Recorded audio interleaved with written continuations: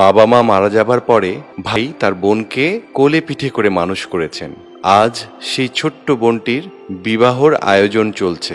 ভাই তার বোনকে তার মোহরানা সম্পর্কে জিজ্ঞেস করতে এসেছে। প্রিয় বোন আমার, তোকে তোর মোহরানা সম্পর্কে জিজ্ঞেস করতে এসেছি। পাত্রপক্ষের কাছে কত টাকা মোহরানা ধার্য করব তুই বলে দে।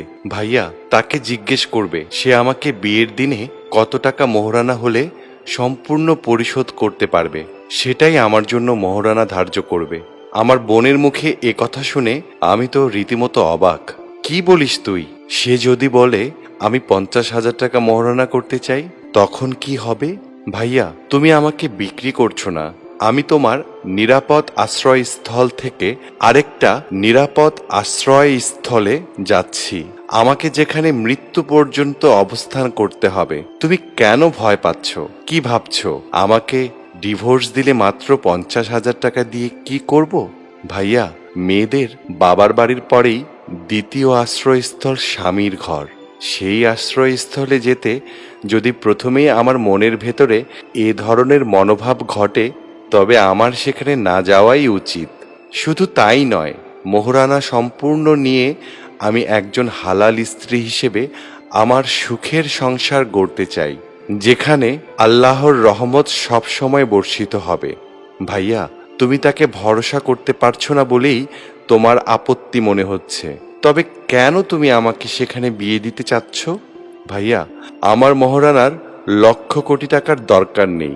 আমাকে একটি দিনদার, ইমানদার, নিষ্ঠাবান এবং সত্যবাদী ছেলের হাতে তুলে দাও, যে কিনা হীরার খনির চেয়ে অনেক দামি।